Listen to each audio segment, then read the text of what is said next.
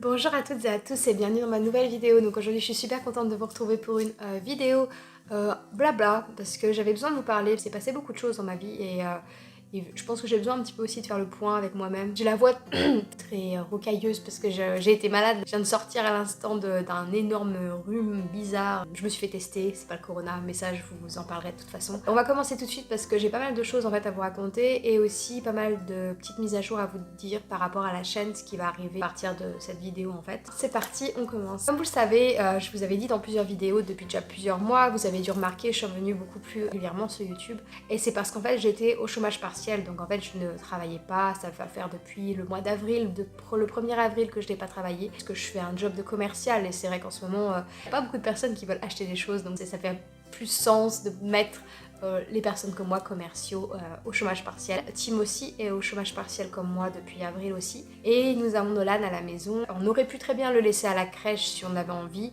Le problème c'est qu'on voulait pas prendre la place de personnes qui en avaient encore plus besoin que nous. Et en plus de ça, mais moi on touche tous les deux 80% de notre salaire étant donné qu'on est au chômage partiel. Voilà, on peut pas trop se permettre de payer en plus de ça une crèche alors que nous sommes tous les deux à la maison. Enfin voilà, ça faisait pas du tout sens. Nolan est avec nous depuis 5 mois. Là depuis début août, il commence à aller 3 matins par semaine à la crèche, juste histoire de se réhabituer un petit peu à la chose. Mais sinon il est tout le temps avec nous. Donc ce chômage partiel, juste pour parler de ça, moi personnellement je l'ai vécu pas trop mal. Parce qu'il y avait quand même pas mal de communication encore avec mon travail actuel, avec mes employeurs et tout ça, donc c'est vrai que j'étais bien gardée informée par eux, savoir comment les choses allaient, savoir s'ils allaient me garder ou pas, et en plus de ça, ils me proposent une opportunité. Je pouvais pas refuser parce que voilà, si je refusais ça aurait été trop nul, trop bête. C'est vrai que j'avais un peu plus, on va dire, l'espoir de retrouver mon travail après ce chômage partiel. Tim par contre dans l'opposé, il a beaucoup souffert de ça, d'être un petit peu on va dire mis de côté dans son travail. Faut savoir que Tim est graphic designer, donc en fait il crée des packaging, vous savez, pour tout ce qui est les bières, le vin, ce que vous voyez dans les magasins en fait, qui sont dans des cartons, des trucs comme ça, bah lui il s'occupe de faire des choses comme ça. Il a été mis au chômage partiel parce que sa boîte essayait simplement de faire des économies. Et en fait c'est vrai que lui par contre il a eu un petit peu plus de mal à garder contact avec eux. C'est très abstrait lorsqu'il lui parlait parce que c'était pas 100% sûr qu'il retrouve son travail à la fin. Dans les premiers mois on a bien supporté le truc, je veux dire on a pris ça un petit peu comme une opportunité de passer du temps tous ensemble, de faire des choses tous ensemble. Bon, on pouvait pas faire grand chose, qu'on devait rester à la maison, on était en confinement comme tout le monde, mais voilà, on a pu vraiment profiter de passer du temps ensemble. En plus on habite dans un endroit magnifique, donc c'est vrai que juste en face de chez moi par exemple il y a un grand parc, donc on peut juste aller se balader dans le parc et revenir, enfin bref, on a beaucoup profité de Nolan, mais c'est vrai qu'en fait, comme vous avez dû le voir, je suis partie avec Tim, nous sommes partis en France en juillet pour aller voir ma famille, parce que ça faisait 6 mois que je les avais pas vus et ça me manquait beaucoup. J'ai eu des très gros mal de pays, des gros coups de mal de pays. Ça m'a vraiment...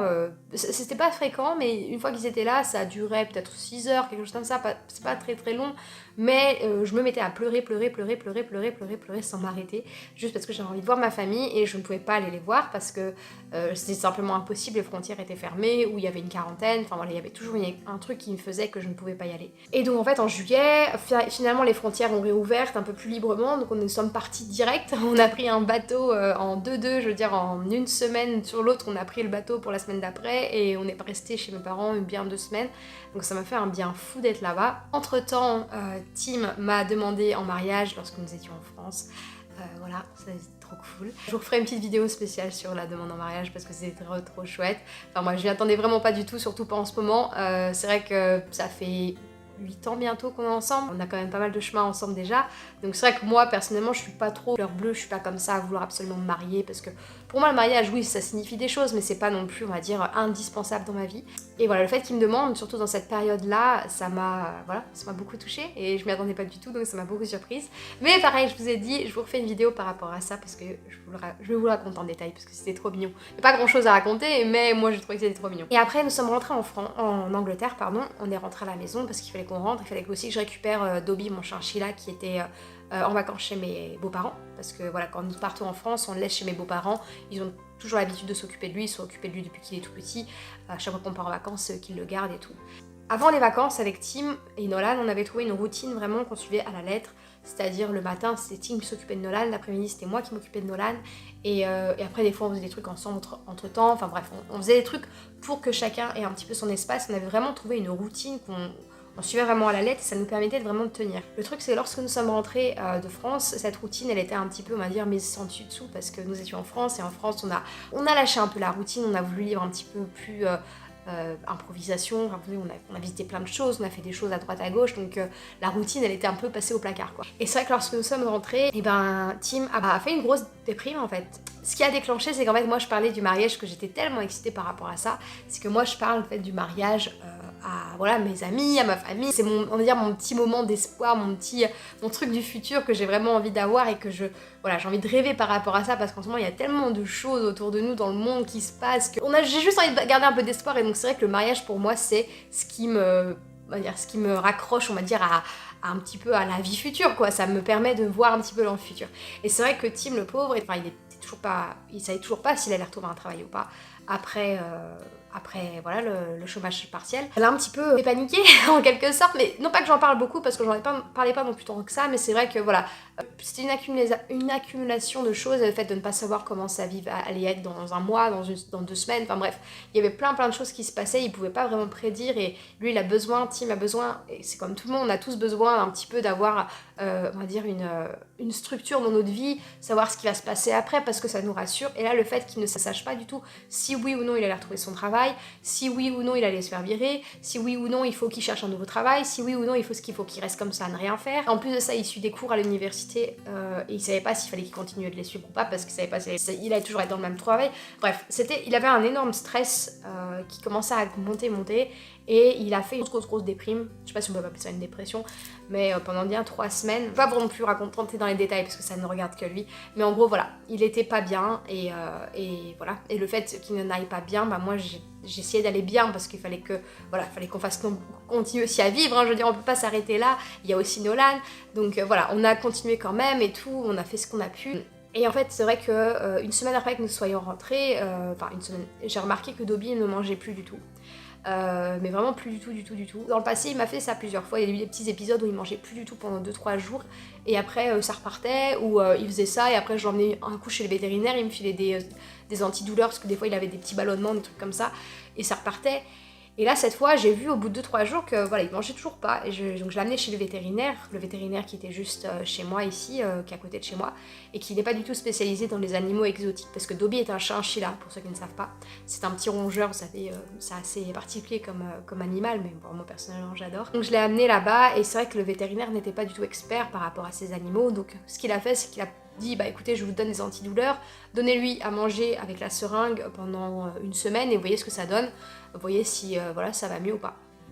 Donc 1 semaine passe, on fait ça pendant 1 semaine, on lui donne la seringue, on lui donne le médicament, enfin les antidouleurs, qui était d'ailleurs un antidouleur pour chat, mais bon apparemment c'est la même chose, sauf que c'est le dosage qu'il faut qu'on change. Et je me suis rendu compte qu'après 3-4 jours, j'ai pas voulu laisser ça durer trop longtemps quand même, et ben je me suis rendu compte qu'il mangeait toujours pas, mis à part quand on lui donnait la seringue et qu'il ne faisait toujours pas caca. Il faut savoir que les chinchillas c'est des machines à caca, dès qu'ils se mettent à bouger il vous fait 50 caca par jour, enfin voilà il y a beaucoup de caca, il faut savoir. Et là il n'y en avait pas du tout, voire 1 ou 2 dans la journée, mais c'est tout. Et donc ça m'a beaucoup inquiétée. Et là j'ai dit bon, qu'est-ce que je fais? Et j'ai trouvé en fait le contact d'une personne, donc un vétérinaire qui était spécialisé dans les animaux exotiques. Et donc là je l'ai emmené voir cette vétérinaire et en fait c'est vrai que cette vétérinaire m'a dit voilà, on a plusieurs options. La première option c'est qu'elle le gardait avec elle pendant la journée et lui donner des antidouleurs, essayer de venir le débloquer parce qu'apparemment il était un petit peu bloqué dans les intestins et il avait aussi beaucoup de ballonnements. Elle m'a proposé de le garder pendant 12 heures pour pouvoir lui administrer des antidouleurs et voilà, le débloquer un peu. Et le truc c'est que voilà, ça n'a pas marché et en fait lorsque je l'ai rappelé le soir, elle m'a dit bah écoutez on a 2 options, soit on lui fait plus de diagnostic parce que on sera obligé de lui faire tout ce qui est une radio, enfin voilà, faut vraiment qu'on voie ce qu'il y a à l'intérieur, ce qui se passe à l'intérieur. Mais le truc c'est qu'il va falloir qu'on l'anesthésise généralement et il est déjà très faible, donc elle a dit il y a de grandes chances qu'il ne se réveille pas de l'anesthésie. Et après, le truc, c'est qu'on n'est même pas sûr de trouver ce que c'est, parce que si on ne trouve pas, ça veut dire qu'il faudra qu'on l'opère, il faudra qu'on l'ouvre pour voir s'il y a quelque chose qui ne va pas dans ses intestins. Et moi, dans ma tête, déjà, je suis au chômage partiel, donc j'ai pas beaucoup de thunes en ce moment. Si j'avais été dans on va dire, un moment un peu plus normal financièrement, j'aurais peut-être fait le diagnostic. Mais aussi, faut savoir que c'est un petit animal, c'est un chinchilla, c'est un rongeur, c'est petit comme ça, c'est pas très grand. Et dans ma tête, je ne le voyais pas du tout se faire opérer, se mettre sous anesthésie générale. Enfin, il faut savoir qu'ils ont aussi des poils extrêmement épais, donc ça veut dire le raser à des endroits, c'est-à-dire qu'il aurait pris froid. Les chinchillas prennent froid très rapidement, et ils se tiennent chaud grâce à leur fourrure qui est très très épaisse. Et donc voilà, bon, personnellement dans ma tête, je me disais non, c'est pas possible, je ne peux pas lui faire ça, voilà, je peux pas, il va trop souffrir quoi, ça vaut pas le coup. Et mon autre option était de l'euthanasier malheureusement. Et donc j'ai pris cette décision là de le faire euthanasier.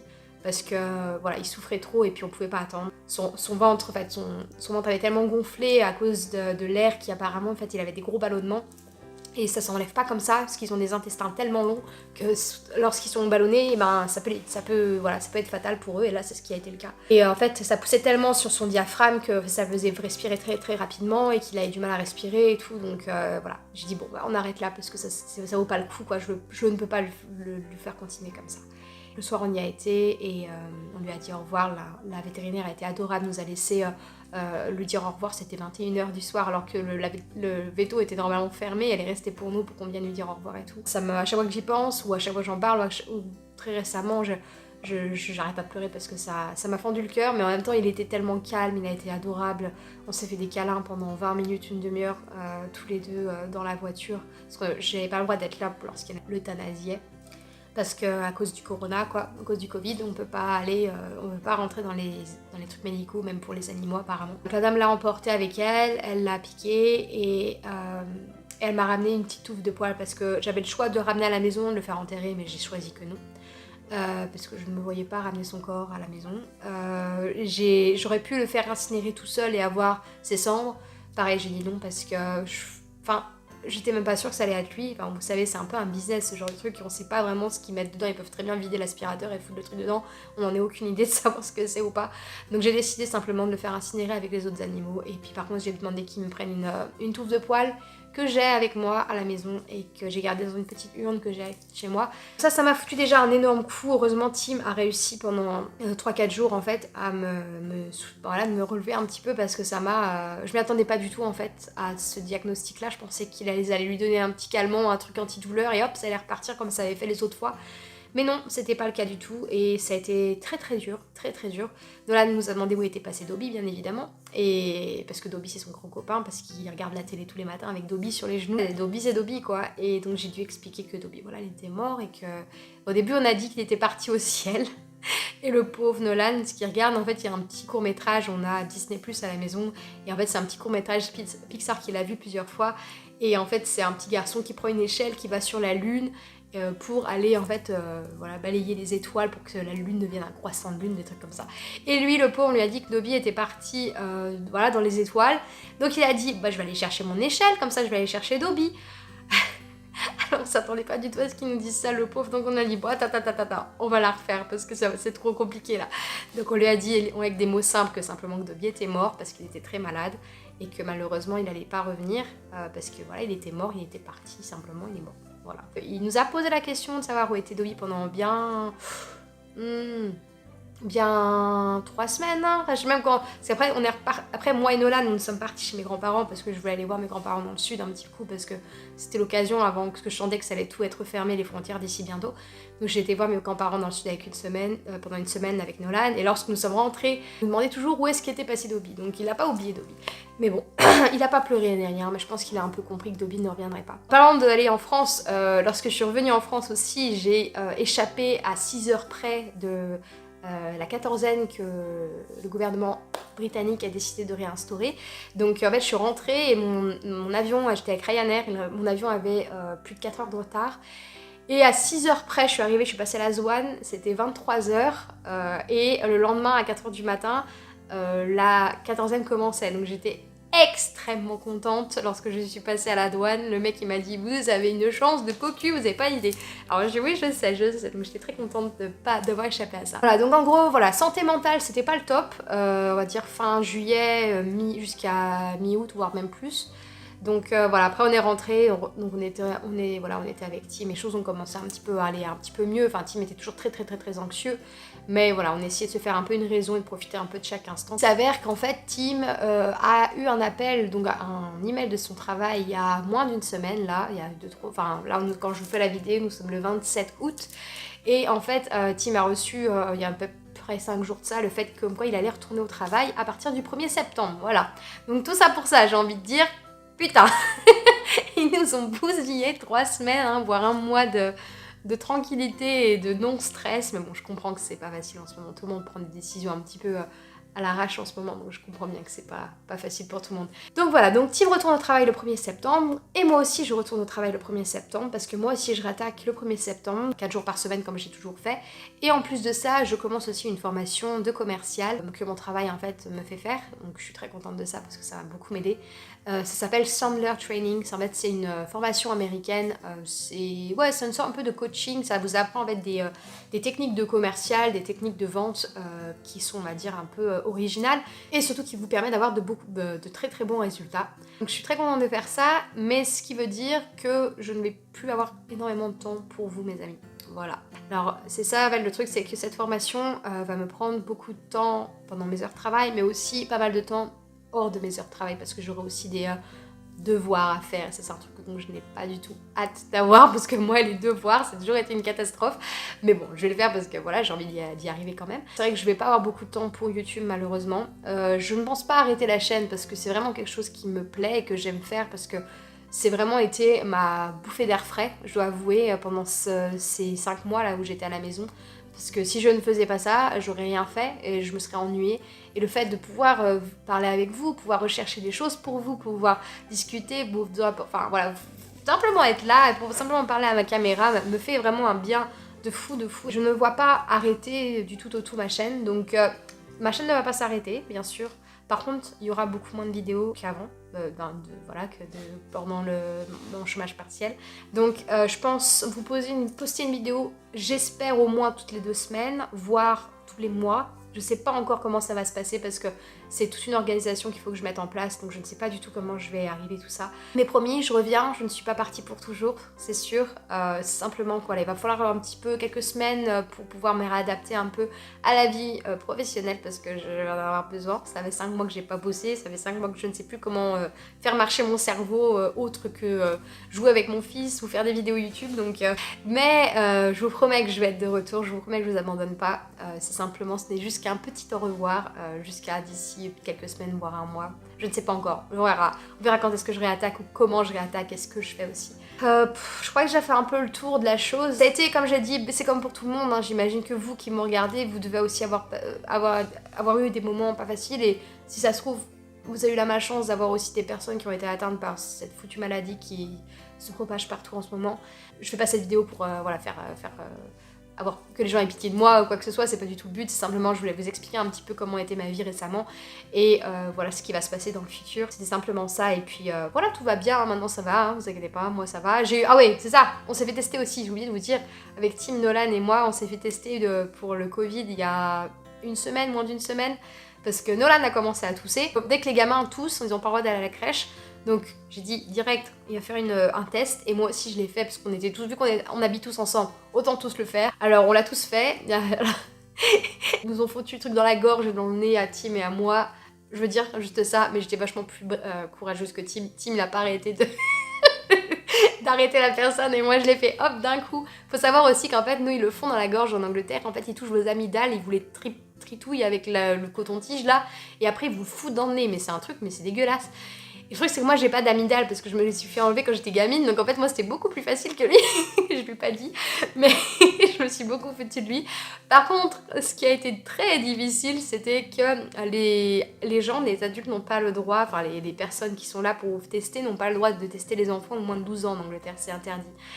Donc c'est aux parents de le faire. Alors allez vous imaginer enfoncer un coton-tige dans la gorge pendant 10 secondes et dans le nez pendant 10 secondes aussi à un gamin de 2 ans et demi.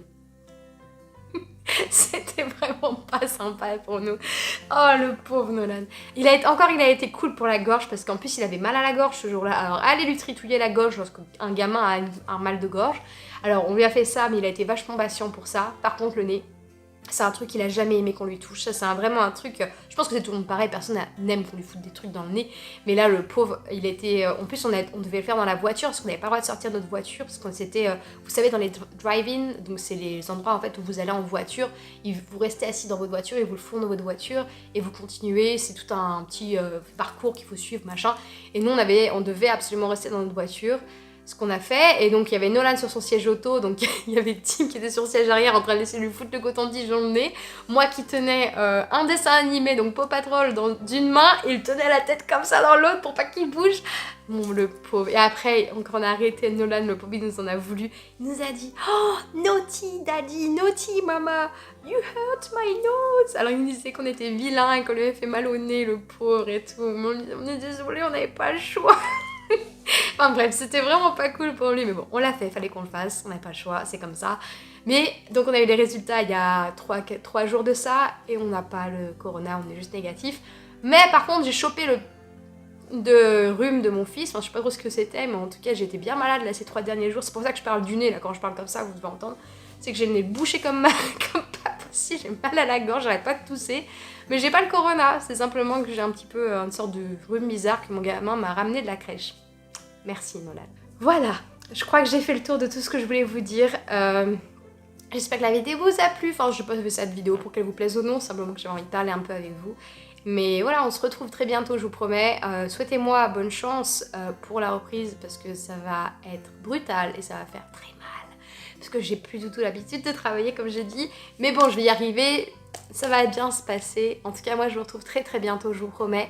Je vais peut-être sortir 1 ou 2 vidéos juste après celle-là, dans une semaine 2, puisque je sais pas si je vais avoir le temps de peut-être vous filmer d'autres d'ici là, avant de la reprise. Mais si c'est pas le cas, en tout cas, je vous retrouve très bientôt, je vous promets.